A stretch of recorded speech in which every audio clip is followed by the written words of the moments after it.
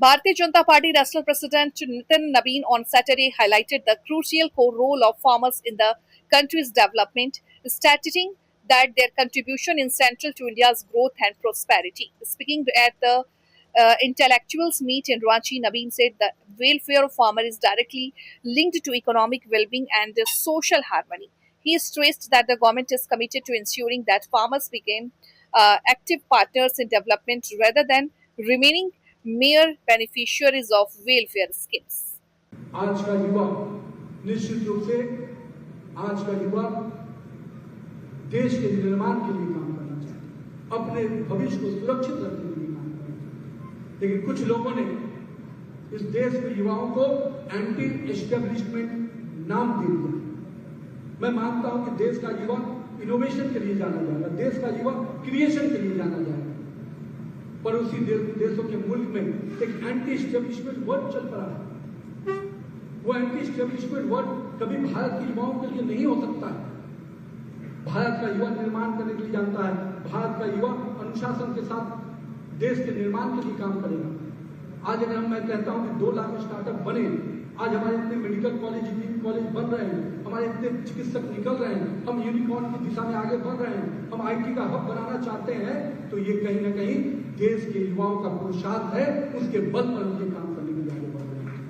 इसलिए मैं कहता हूं कि जो लोग इस देश के युवाओं को निगेटिव पॉलिटिक्स के लिए ले जाना चाहते हैं, मैं उनको चेतावनी देता हूं कि भारत का युवा पॉजिटिव पॉलिटिक्स करेगा। हम लोकतंत्र के आधार पर निश्चित रूप से हर प्रकार का विरोध करेंगे, पर लोकतंत्र के मापदंड को खत्म नहीं करेंगे। कुछ लोग विदेश से बैठकर विदेश की जमीन पर बैठकर ये सोच लेते हैं कि हम भारत के युवाओं को दिशा दे देंगे। भारत का युवा किसान के साथ चौपाल में रहता है, किसान गांव के पगडंडियों में रहता है, हमारे कोचिंग इंस्टीट्यूट में रहता है, हमारे कॉलेज के कैंपस में रहता है। भारत का युवा दिल्ली में बैठकर चंद लोगों की मुट्ठी से कठपुतली बनकर आगे नहीं बढ़ने वाला। आज बहुत बड़ा मैसेज मिला है देश के लोगों को। डिजिटल का उपयोग सकारात्मक रूप से हो सकता है, डिजिटल का उपयोग देश और युवाओं के निर्माण के लिए हो सकता है, डिजिटल का उपयोग देश की युवा क्रांति को निगेटिव दिशा में ले जाने के लिए होगा। ऐसा कभी नहीं हो पाएगा। इसलिए मैं कहता हूं, मेरे देश के युवाओं, आप सबको जागने की आवश्यकता है। हम 2047 का अगर विकसित भारत बनाना चाहते हैं, तो हम सबको अपने कालखंड का पुरुषार्थ करना पड़ेगा। आज जब मैं अपनी गाड़ी से लंबी यात्रा पर निकलता हूं और बिना किसी परेशानी के मीलों का सफर तय कर लेता हूं, तो मुझे बीते दिनों की वो बेबसी भी याद आ जाती है। साल 2013 में जब मैं कश्मीर से कन्याकुमारी तक की सड़क यात्रा पर निकला था, तो सच मानिए वो सिर्फ एक भौगोलिक दूरी तय करना नहीं था। मेरे लिए और हम जैसे हर यात्री के लिए वो देश की कमजोर व्यवस्था के कारण एक अत्यंत जटिल और कष्टदायक परीक्षा देने जैसा था।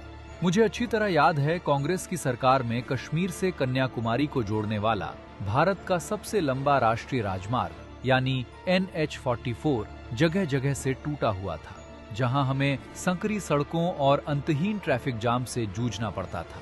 विशेषकर जम्मू कश्मीर के पहाड़ी मार्गों पर सफर करना पूरी तरह मौसम की मर्जी पर निर्भर था। हल्की सी बारिश या बर्फबारी हुई नहीं कि भूस्खलन के कारण ये रास्ते कई दिनों तक बंद हो जाते थे। तब ऑल वेदर कनेक्टिविटी जैसी कोई चीज नहीं थी और हम जैसे यात्री अक्सर बीच रास्ते में ही बेबस फंस जाते थे। उस दौर में 30% हाईवे सिर्फ 2 लेन वाले थे। पूरे देश में राष्ट्रीय राजमार्गों की कुल लंबाई केवल 91,287 किलोमीटर थी और सड़क निर्माण की रफ्तार कछुए की चाल जैसी यानी मात्र 11.6 किलोमीटर प्रतिदिन थी। पूरे सफर में 4 लेन की सड़कें लगातार मिलती ही नहीं थी, क्योंकि तब देश में 4 या उससे अधिक लेन वाले कुल हाईवे सिर्फ 18,278 किलोमीटर ही थे। लंबी दूरी तय करते वक्त हमारी गाड़ियों को शहरों के भीतर से संकरे बाजारों और बंद रेलवे फाटकों से होकर गुजरना पड़ता था, जिससे यात्रा की रफ्तार थमी सी रहती थी और एक्सप्रेसवे का तो जैसे अस्तित्व ही नहीं था। पहले की सरकारों के पास इंटर स्टेट रोड कनेक्टिविटी को लेकर कोई स्पष्ट विजन नहीं था, जिससे हमारी यात्रा बेहद जटिल और परेशानी भरी बन जाती थी। लेकिन आज 2026 में जब मैं उसी कश्मीर से कन्याकुमारी की यात्रा पर दोबारा निकलता हूं, तो स्थिति पूरी तरह बदली हुई पाता हूं। आज मोदी सरकार के मजबूत इरादों ने इसी कश्मीर से कन्याकुमारी के सफर को हमारे लिए बेहद सुगम, सुरक्षित और आसान बना दिया है। इस सफर का सबसे कठिन हिस्सा यानी जम्मू कश्मीर का वो पहाड़ी क्षेत्र अब पहले की तुलना में कहीं अधिक सुगम हो चुका है। जब मैं वहां से गुजरा तो देखा कि मोदी सरकार द्वारा बनाई गई चेनानी नाशरी टनल और बनिहाल काजीगुंड टनल जैसी आधुनिक सुरंगें तथा जोजिला टनल जैसी बड़ी परियोजनाएं भी तेजी से आगे बढ़ाई गई हैं, जिससे इस पूरे पहाड़ी क्षेत्र की कनेक्टिविटी मजबूत हुई है और अब हर मौसम में यात्रा अधिक सुचारू हो गई है। हमें शहरों के बीच फंसना नहीं पड़ा, क्योंकि भारतमाला परियोजना और पीएम गतिशक्ति मास्टर प्लान के अंतर्गत इतने उत्कृष्ट बाईपास, रिंग रोड और आर्थिक कॉरिडोर विकसित किए गए हैं कि गाड़ियों को शहरों के भीड़भाड़ वाले हिस्सों से गुजरना नहीं पड़ता, जिससे हमारा समय भी बचता है और लॉजिस्टिक्स लागत में भी भारी कमी आई है। इतना ही नहीं, इस लंबी यात्रा को आरामदायक बनाने के लिए हाईवे पर हर 40 से 60 किलोमीटर के अंतराल पर आधुनिक वेसाइड एमिनिटीज, स्वच्छ फूड कोर्ट, मेडिकल सहायता और ईवी चार्जिंग स्टेशन विकसित किए जा रहे हैं। आज अगर आप अपनी ईवी यानी इलेक्ट्रिक व्हीकल से भी कश्मीर से कन्याकुमारी जा रहे हैं तो भी आपको कोई समस्या नहीं आएगी, क्योंकि ईवी चार्जिंग स्टेशनों के इस जाल ने प्रदूषण कम करने के साथ साथ हमारे सफर को भी बेहद आरामदायक बना दिया है। अब कश्मीर से कन्याकुमारी का ये पूरा सफर पहले की तुलना में कहीं अधिक तेज और सुविधाजनक हो गया है, क्योंकि 4 और उससे अधिक लेन वाले हाईवे की लंबाई अब 2.5 गुना बढ़कर लगभग 48,000 किलोमीटर तक पहुंच चुकी है। 2014 से पहले का भारत जहां कमजोर हाईवे व्यवस्था से जूझ रहा था, वहीं आज का नया भारत एक भव्य एक्सप्रेसवे युग में प्रवेश कर चुका है। जिस यात्रा को पूरा करने में 7 से 8 दिन लगते थे, आज वही यात्रा सिर्फ 2 से 3 दिनों में पूरी हो जाती है। सच कहूं तो 2014 से पहले कश्मीर से कन्याकुमारी की वो दुर्गम यात्रा सरकारी व्यवस्था की सीमाओं को दर्शाती थी, लेकिन आज मोदी सरकार में वही यात्रा देश के सड़क अवसंरचना विकास और बेहतर कनेक्टिविटी की एक अद्भुत गौरव गाथा को सामने रखती है। मैं मानता हूं इस देश की मिट्टी में निश्चित रूप से सबसे बड़ा योगदान किसी का है तो अपने किसान भाइयों का है। और कहते हैं कि किसान खुश है, अन्नदाता खुश है, तो निश्चित रूप से घर में संपत्ति भी है, सम्पत्ति भी है। तो मैं मानता हूं कि किसानों के प्रति हमारी सरकार की बहुत स्पष्ट योजना है। हम किसानों को केवल लाभार्थी बनाकर नहीं रखना चाहते। हम किसानों के कल्याण के साथ, किसान के कृषि रोड मैप के साथ और कहीं न कहीं भविष्य में किसानों की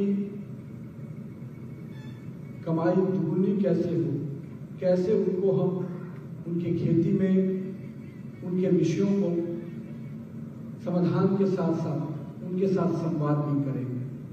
और यही कारण है पिछले लंबे समय में कृषि विभाग को केवल कृषि विभाग नहीं रहने दिया गया, कृषि एवं किसान कल्याण विभाग बनाकर माननीय प्रधानमंत्री नरेंद्र मोदी जी ने आगे बढ़ाया। और इसलिए आज जब प्राकृतिक कृषि की बात होती है तो निश्चित रूप से प्राकृतिक कृषि को भी, ऑर्गेनिक एग्रीकल्चर को जिस प्रकार से हमारी सरकार लगातार बढ़ावा दे रही है, हमारे किसानों के साथ संवाद हो रहे हैं, हम कैसे अपने ऑर्गेनिक खेती के नए मापदंडों को सीखें। हर जिला स्तर पर किसानों के साथ संवाद के कार्यक्रम रखे जा रहे हैं। और अभी भी हमारे माननीय मंत्री कृषि शिवराज सिंह चौहान जी का एक बैठक में मैं भी शामिल था। हर जिले में ऑर्गेनिक खेती को बढ़ावा देने के लिए कैसे इंसेंटिव दिया जाए। अभी मूल्य की बात हुई कि कैसे ऑर्गेनिक जो फसल है उससे कई बार कॉस्टिंग का असर होता है, उसको कैसे एड्रेस किया जाए। निश्चित रूप से इस दिशा में हमारी सरकार बहुत ही सेंसिटिव होकर आगे बढ़ रही है। और हम मानते हैं कि ऑर्गेनिक खेती बढ़ेगा तो हमारे देश के लोगों का स्वास्थ्य भी बेहतर होगा और कहीं ना कहीं हमारी भूमि जो कहीं ना कहीं इन दिनों में लगातार खाद के प्रयोग के कारण हमारी भूमि जो उपजाऊ थी वो कहीं ना कहीं अब